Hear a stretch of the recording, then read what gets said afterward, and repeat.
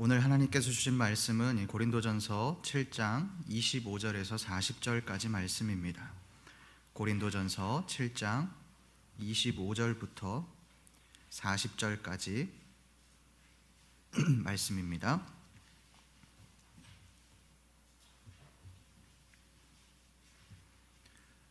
저와 여러분들이 한 절씩 교독하시겠습니다.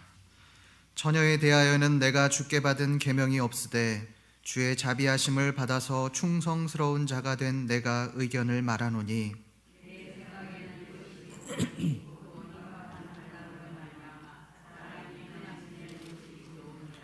내가 아내에게 매였느냐 노이기를 구하지 말며 아내에게서 노였느냐 아내를 구하지 말라.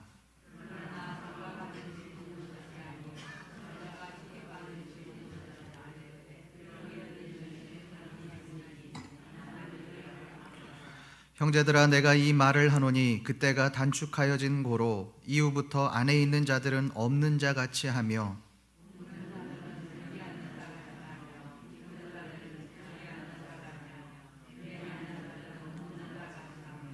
세상 물건을 쓰는 자들은 다 쓰지 못하는 자 같이 하라. 이 세상의 외형은 지나감이니라.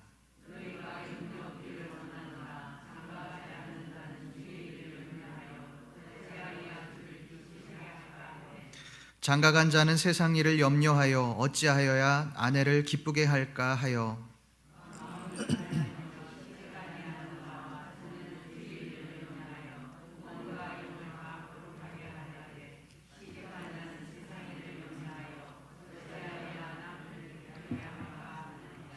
내가 이것을 말함은 너희의 유익을 위함이요 너희에게 올무를 놓으려 함이 아니니 오직 너희로 하여금 이치에 합당하게 하여 흐트러짐이 없이 주를 섬기게 하려 함이라.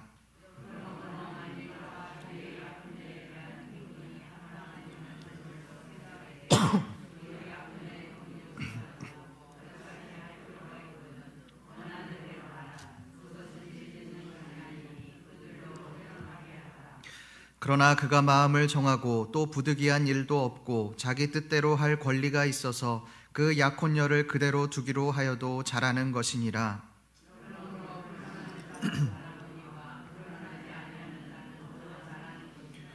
아내는 그 남편이 살아있는 동안에 매여 있다가 남편이 죽으면 자유로워 자기 뜻대로 시집갈 것이나 주 안에서만 할 것이니라.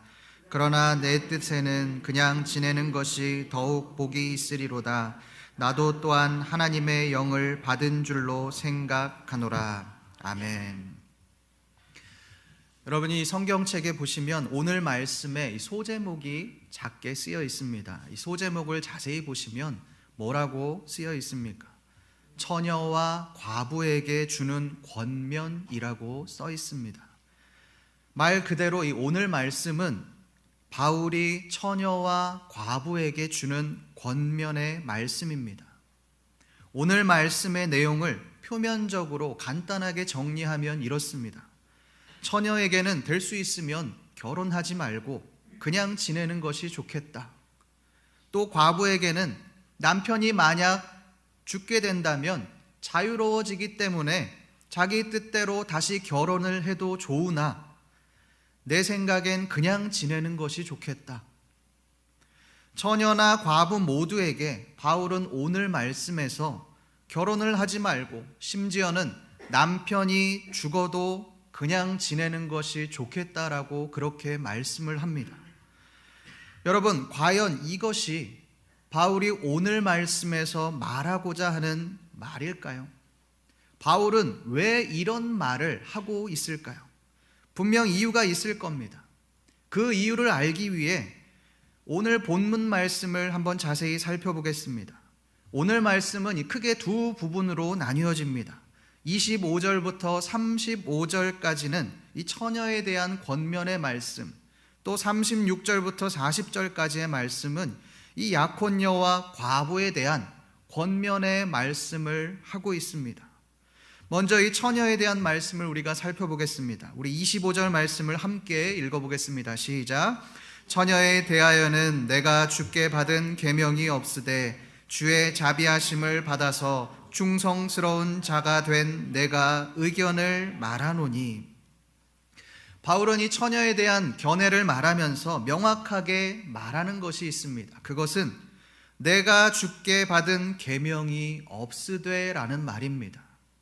이 말은 이것은 절대적인 것이 아니고 하나님의 말씀이 아니다라는 뜻입니다. 25절 말씀에서 바울은 명확하게 그것이 의견이다라고 그렇게 말씀을 합니다. 하나님의 명령이나 말이 아니라 바울 자신의 말이라는 겁니다. 그렇다면 이것은 절대적인 것이 아니라 말 그대로 바울의 권면이라고 할 수 있습니다. 그렇다면 이 바울의 견해, 이 권면의 내용이 무엇입니까? 우리 26절 말씀을 함께 읽어보겠습니다. 시작. 내 생각에는 이것이 좋으니 곧 임박한 환난으로 말미암아 사람이 그냥 지내는 것이 좋으니라.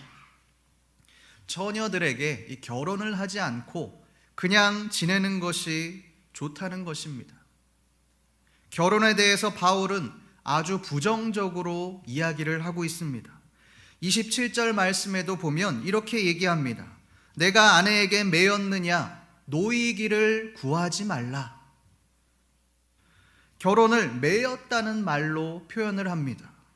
매였다는 말은 헬라어로 이 매다라는 말의 완료형입니다. 우리가 무거운 짐을 메고 있다라는 뜻과 같은 뜻입니다. 여러분, 결혼에 대해서 긍정적인 요소들이 얼마나 많이 있습니까? 결혼에 대해서 좋은 표현들이 얼마나 많이 있습니까? 결혼은 축복이다. 결혼은 인생의 여정이니 꼭 그것을 경험해 보아야 한다. 그래야 다른 사람의 마음을 알 수 있고 하나님의 마음을 알 수 있다. 부모의 심정을 알 수 있다. 이런 긍정적인 부분들이 얼마나 많이 있습니까? 그런데 바울은 왜 이렇게 결혼에 대해서 부정적으로 말을 하고 있는 것일까요? 더군다나 이 바울의 견해는 마치 성경을 거스르는 것처럼 보입니다. 여러분이 성경에서의 결혼이 무엇입니까? 창세기 2장 24절에서 하나님께서 인간을 창조하시고 그러므로 그 사람이 부모를 떠나 한 몸을 이룰지로다 라고 말씀하신 그 하나님의 명령이 바로 결혼입니다. 거룩한 것입니다. 그런데 이 결혼을 나쁘게 말한다는 것은 하나님의 창조 질서를 위배하는 것처럼 거스르는 것처럼 보입니다. 바울의 말이 신뢰가 가지 않습니다. 그렇다면 바울은 왜 이런 말을 했을까요? 우리 28절 말씀을 함께 읽어보겠습니다. 시작. 그러나 장가가는 죄 짓는 것이 아니요 처녀가 시집가도 죄 짓는 것이 아니로되 이런 이들은 육신의 고난이 있으리니 나는 너희를 아끼노라. 28절 말씀 이 마지막 부분에 바울이 왜 이렇게 말을 하고 있는지 이 힌트를 주고 있습니다. 그 이유가 무엇입니까? 나는 너희를 아끼노라. 바울이 고린도 교인들을 아끼기 때문에 이런 말을 한다는 것입니다. 여러분, 이해가 되십니까? 저는 전혀 이해가 되지 않습니다. 아니, 진짜 아끼고 위한다면 결혼을 하게 만들고 결혼을 해서 행복한 가정을 꾸리게 만드는 것이 그것이 좋은 것 아니겠습니까? 그것이 진짜 아끼는 것 아니겠습니까?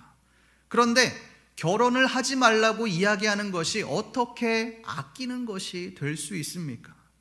나쁘게 생각하면 이렇게까지도 생각이 듭니다. 바울이 결혼을 하지 않았기 때문에 너희들도 결혼을 하지 말라고 하는 것 아니냐, 이런 생각까지도 의구심이 들도록 만듭니다. 그러나 이것은 지금 우리의 눈으로 보아서는 안 됩니다. 당시의 그 시대적인 배경을 우리가 살펴보아야 합니다. 당시에 이 고린도에는 수많은 신전들이 많이 있었습니다. 그 중에 가장 대표적인 신전이 바로 아프로디테 신전입니다. 이 아프로디테는 그리스 신화에서 이 여성의 성적인 아름다움과 사랑의 욕망을 관장하는 여신이었습니다.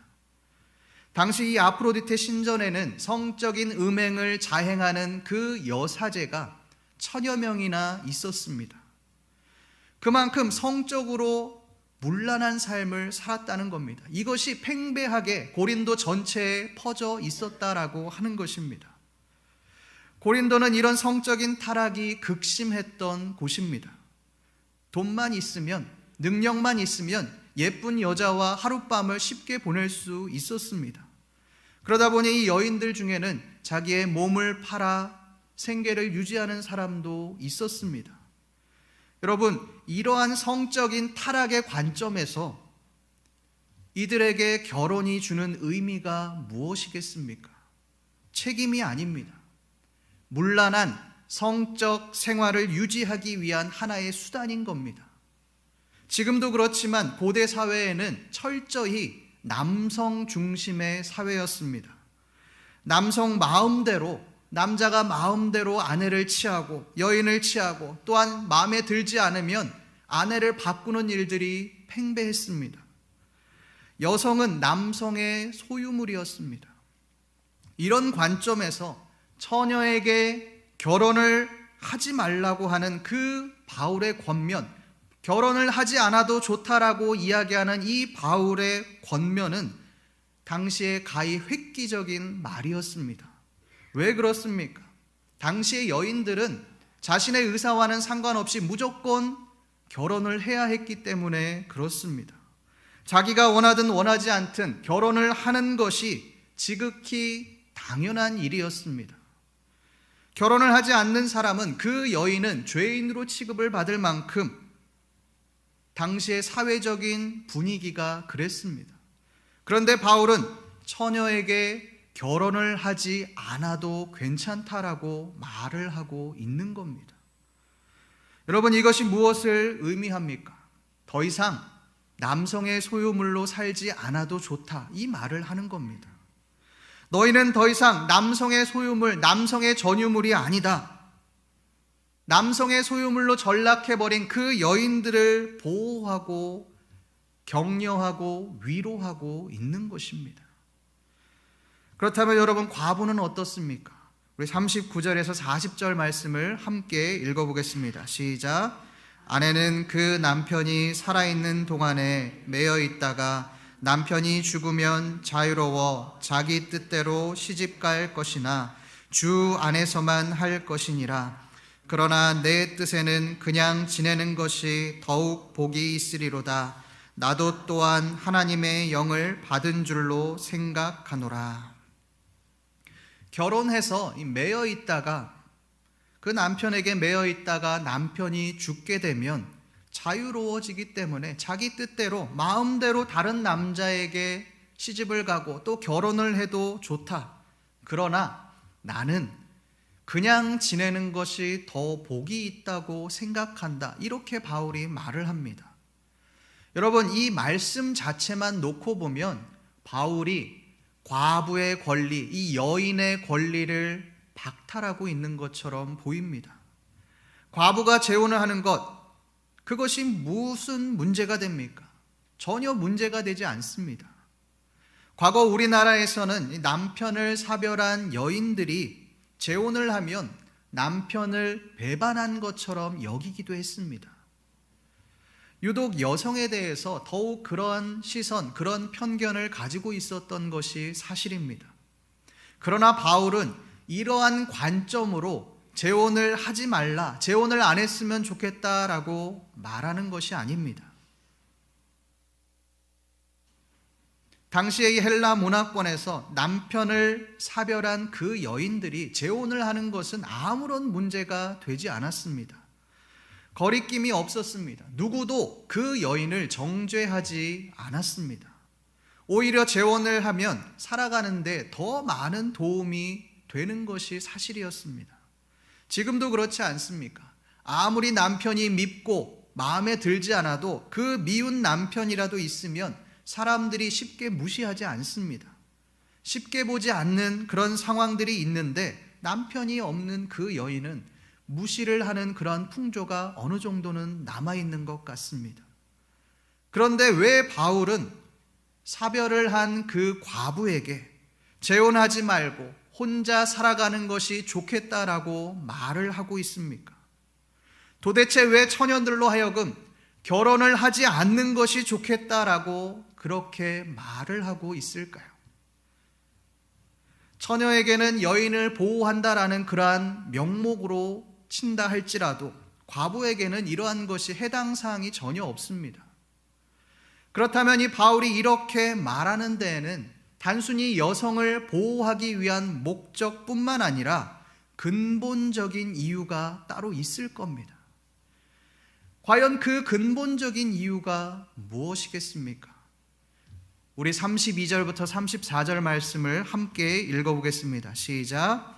너희가 염려 없기를 원하노라. 장가가지 않은 자는 주의 일을 염려하여 어찌하여야 주를 기쁘시게 할까 하되, 장가간 자는 세상 일을 염려하여 어찌하여야 아내를 기쁘게 할까 하여 마음이 갈라지며, 시집가지 않은 자와 처녀는 주의 일을 염려하여 몸과 영을 다 거룩하게 하려 하되, 시집간 자는 세상 일을 염려하여 어찌하여야 남편을 기쁘게 할까 하느니라. 32절부터 34절까지의 말씀을 보면, 자세히 보면 바울이 왜 결혼을 하지 않는 것이 좋겠다라고 말하는지 우리가 이해를 할 수 있습니다. 여기에서 바울은 결혼한 사람을 어떻게 표현하고 있습니까? 세상 일을 염려하는 사람이다라고 말을 합니다. 장가간 자나 시집간 자나 세상에 모두 세상 일을 염려하는 자다, 이렇게 말을 하고 있습니다. 여기에서 이 세상 일을 염려한다는 말은 결혼을 하면서 생기는 모든 근심, 걱정, 염려들을 말하는 것입니다. 여러분이 남편들은 결혼을 하면, 가정을 이루면 무슨 걱정을 많이 하겠습니까? 당연히 돈에 대한 걱정일 겁니다. 어떻게 해야 가정을 책임질 수 있을까? 어떻게 해야 가족들을 먹여 살릴 수 있을까? 어떻게 해야 우리 가족이 조금 더 여유 있게 풍요롭게 살 수 있을까? 이런 고민들을 할 것입니다. 그러다 보니 모든 초점이 돈에 맞춰지게 됩니다. 여러분, 목회자라고 다릅니까? 그렇지 않습니다. 과거에 함께 사역을 했던 목사님께서 교회에서 권고사직을 당하게 되는 일이 있었습니다. 그러면서 저에게 이런 말씀을 하신 적이 있습니다. 그때 그분은 부목사였고 저는 교육 전도사였습니다. 그분이 하시는 말씀이 그렇습니다. 손전도사, 나는 교회에서 월급을 받고 살아가던 사꾼이었어. 나는 사역자가 아니었어. 교회에 문제가 있는 것도 알고 있었고, 내가 하나님 앞에 그것 때문에 매일매일 기도할 때마다 하나님께서 지금 나에게 사역지를 그만두라는 그러한 마음을 계속 주셨는데, 나는 가족들 때문에, 가족이 먹고 사는 그 문제 때문에 따박따박 교회에서 나오는 그 사례비를 받기 위해 6년 동안이나 교회에 뭉개고 있었어. 그러더니 결국 이런 일이 일어나네. 손전도사는 나와 같은 그러한 사꾼 목사가 되지 않기를 바라네. 저는 이 목사님의 고백을 듣고 제 마음에 감동이 되었습니다. 일개 교육 전도사인 저에게 솔직하게 이러한 이야기를 해주셔서 너무도 감사했습니다. 아직도 그 목사님의 진심 어린 고백이 제 마음속에 아직도 깊이 새겨져 있습니다. 저는 이분을 사꾼으로 생각하지 않습니다. 오히려 하나님 앞에 진실된 분이라고 생각합니다. 여러분, 돈에 매이면 하나님의 뜻을 분별할 수가 없습니다. 왜 그렇습니까? 하나님보다 돈이 앞서기 때문에 그렇습니다. 하나님이 아니라 내 삶의 주인이 결국 돈이 되기 때문에 그렇습니다. 여러분이 아내는 어떻습니까? 모든 초점이 다 가족에게 맞춰져 있습니다. 특별히 아이를 낳고서는 모든 신경이 아이에게 온통 쏠려 있습니다. 이것이 여성의 본능입니다. 남편들이 결혼을 해서 아이를 낳고 가장 소외감을 느끼는 부분이 바로 이 부분 아닙니까? 사랑해서 결혼을 했는데 이제 아이를 낳고 보니 남편, 나는 뒷전이고 온통 신경이 아이에게만 집중되어 있는 겁니다. 그러니 과연 나는 뭔가 나를 사랑하기는 하나, 이런 생각이 남편들을 지배하는 겁니다. 그 정도로 가족에게 신경을 쓰고 정성을 쏟게 되는 것이 바로 아내입니다. 여러분이 남편이 돈 때문에 하나님의 뜻을 분별하지 못한다면 아내는 가족 때문에 하나님보다 가족을 우선하는 삶을 살게 되어지는 겁니다. 가족 때문에 하나님의 뜻을 분별하지 못하는 그런 경우들이 생기게 됩니다. 바울은 이 부분을 지적하고 있는 것입니다. 너희가 될 수 있으면 결혼을 하지 않으면 좋겠다라고 말하는 이유는 결혼을 함으로 이 결혼으로 말미암아 하나님과의 관계가 친밀해지고 신앙을 견고하게 만들어주는 것이 아니라 결혼 때문에 신앙이 더 멀어지고 심지어는 하나님을 떠나는 일들이 발생하기 때문에 이런 말을 하고 있는 것입니다. 단순히 결혼을 하지 말아라 이 말을 하는 것이 아니라 너희가 결혼을 함으로 하나님과의 관계가 멀어지지 않기를 바란다. 너희의 신앙이 사라지지 않기를 바란다. 이 말을 하고 있는 것입니다. 여러분, 이것을 우리에게 적용시켜 보겠습니다. 오늘 말씀에서 바울은 우리에게 무엇을 말씀하고 있습니까? 결혼을 하지 말라는 겁니까? 아닙니다. 결혼은 해야 합니다. 결혼을 통해 하나님 아버지의 마음, 부모의 심정을 이해할 수 있게 되고 또 결혼을 통해 하나님의 창조 질서와 하나님의 사랑을 깨닫게 되기 때문에 결혼은 꼭 해야 되는 것입니다. 그러면 바울이 우리에게 말하고자 하는 것이 무엇이겠습니까? 하나님보다 가정을 더 우선순위 하지 말라는 것입니다. 하나님보다 물질을 더 앞세우지 말라는 것입니다. 물질을 더 사랑하지 말라는 것입니다. 우리 오늘 말씀 29절 상반절 말씀을 함께 읽어보겠습니다. 시작. 형제들아 내가 이 말을 하노니 그 때가 단축하여 진 고로. 그 때가 단축하여 진 고로. 마지막 때가 가까이 왔으니 너희는 고린도 사람들이 행하는 그 성적 타락에 빠지지 말고 또 그 사람들처럼 가족만 생각하며 그렇게 이기적으로 살지 말고 그것 때문에 하나님의 뜻을 분별하지 못하는 삶을 살지 말고 오직 하나님만을 위해서 살아라. 너희가 그렇게 중요하게 생각하는 그 가족보다 물질보다 하나님이 더 소중하다. 이것을 말하고 있는 것입니다. 여러분, 바울이 이 고린도 전서에서 편지를 쓰고 있는 대상이 누구입니까? 불신자들이 아닙니다. 고린도 교인들입니다. 이전까지 그들은 그 타락이 극심한 그 악한 세상 가운데서 그 고린도의 문화 속에서 살아왔습니다. 그 문화가 무엇입니까? 성적 타락이 극심한 문화입니다.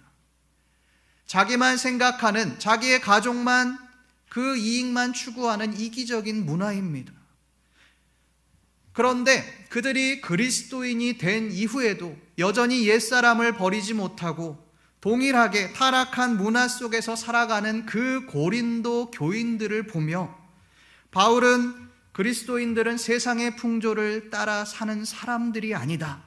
내 가족만을 나를 위해서 살아가는 사람이 아니다. 오직 하나님 나라를 위해서 살아가는 사람들이 바로 그리스도인이다.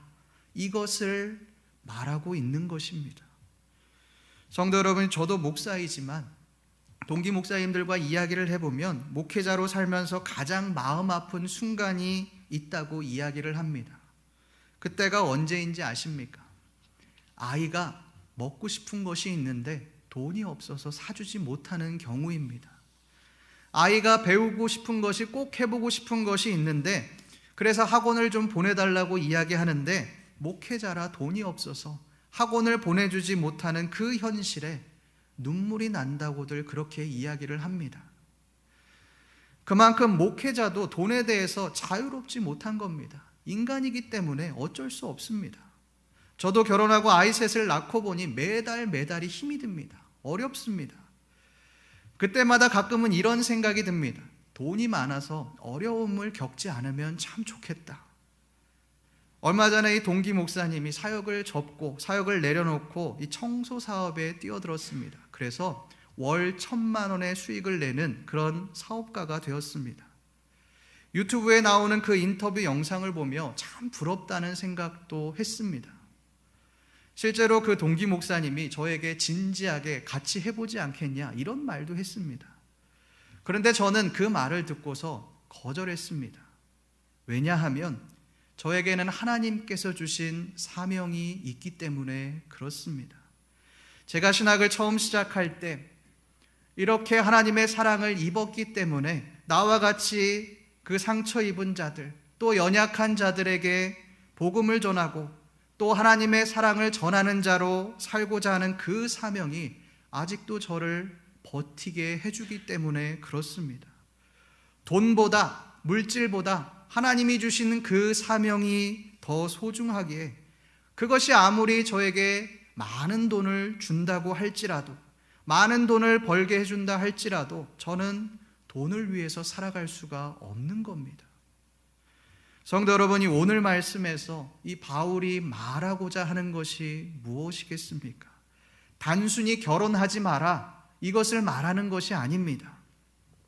진정 하나님을 만난 사람은 하나님의 사랑이 너무 커서 내 자신만을 위해서 그렇게 이기적으로 살 수 없다 이것을 말하는 것입니다. 물론 돈을 많이 벌고 가정에 충실한 것 너무도 좋은 것입니다. 바람직한 겁니다. 우리 모두가 그렇게 살아야죠. 그러나 삶의 목적의 최우선순위가 돈이 되어서는 안 됩니다. 우리의 최우선순위는 오직 하나님이 되어야 합니다.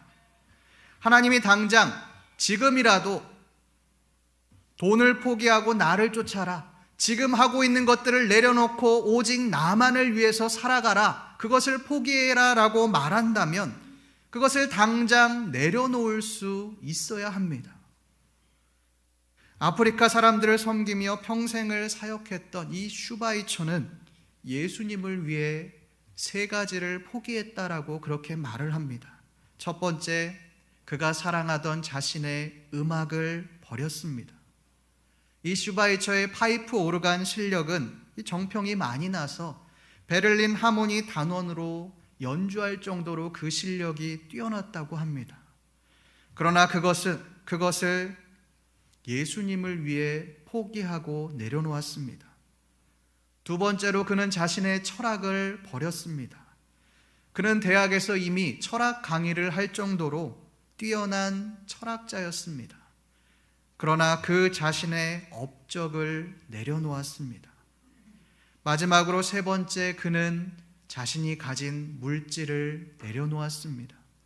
이 슈바이처는 자신이 가진 모든 것들을 포기하고 유럽의 박해를 받고 처절하게 살아갔던 그 식민지로 전락했던 그 아프리카 사람들을 섬기기 위해 자신이 가졌던 모든 것들을 내려놓고 나아갔습니다. 여러분, 이 슈바이처가 평생 아프리카인들을 위해서 섬길 수 있었던 근거가 어디에 있었겠습니까? 하나님으로부터 받은 그 사랑과 은혜입니다. 그 사랑이 너무 커서 하나님의 사랑을 전하지 않고서는 견딜 수가 없는 것입니다. 그러니 내가 가지고 있던 사회적인 지위, 능력, 이것을 하나님을 위해 다 포기할 수 있었던 것입니다. 우리가 잘 아는 영성가 헨리 나우엔도 마찬가지입니다. 그는 하버드 대학에서 교수로 강의를 했던 사람입니다.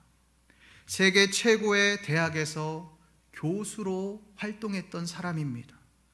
그런데 그의 마지막 생애를 보면 하버드 대학의 교수직을 내려놓고 장애인 공동체였던 그 라르시 공동체에서 사역을 하다가 초라하게 생애를 마무리했습니다. 안정된 직장이 있는데 그 누구보다 사람들에게 인정을 받고 잘 나가는데 왜 그것을 포기했을까요? 자신이 가지고 있던, 자신이 누리고 있던, 자신이 쌓아왔던 그 업적들보다, 그 가치보다 더 큰 가치가 있었기 때문에 그렇습니다. 그 가치가 무엇입니까? 내가 하나님으로부터 받은 그 사랑을 연약한 자들에게 전하는 그 가치였습니다. 내가 받은 은혜를 연약한 자들을 위해 섬기는 것, 이 가치가 자신에게 최고의 가치라는 것을 깨달았기 때문에 그렇습니다. 그러니 자신이 가지고 있는 사회적인 위치가 중요하지 않은 겁니다. 사람들로부터 인정받는 것이 중요하지 않은 겁니다. 오직 하나님을 위해 살아가는 것이 최고의 가치라는 것을 그는 깨달았습니다. 성도 여러분, 여러분에게 최고의 가치는 무엇입니까? 물질입니까? 아니면 가정입니까? 가족입니까? 많은 사람들이 돈을 많이 벌기 위해 그것에 매진합니다. 무슨 수를 써서라도 부자가 되려고 그렇게 노력합니다. 그러나 여러분, 우리가 돈에 가치를 두고 살아간다면 우리는 돈의 노예가 될 수밖에 없습니다. 돈이 우리의 우상이 되어질 것입니다. 그리스도인들은 돈을 최고의 가치로 두고 살아가는 사람들이 아닙니다. 가정이 최고의 가치가 아닙니다. 예수 그리스도를 최고의 가치로 두고 살아가는 사람들이 바로 그리스도인입니다. 우리가 인생을 살아가는 이유는, 돈을 버는 이유는, 가정을 섬기고 가족과 함께 살아가는 그 이유는 어떤 것이 아니라 하나님의 영광을 위하여서 하는 것입니다. 오늘 말씀을 통해 우리 자신을 되돌아보셨으면 좋겠습니다. 우리는 과연 하나님을 최고의 가치로 두고 살아가고 있는가? 아니면 물질을, 가정을, 내 자신을 최고의 가치로 두고 살아가고 있는가? 오늘 말씀에서와 같이 어떻게 해야 하나님을 기쁘시게 할까? 어떻게 해야 하나님의 영광을 돌리는 삶을 살아갈 수 있을까? 이것을 인생의 최고의 가치로 두며 살아가시는 우리 신림교회 모든 성도님들 되시기를 간절히 소망합니다.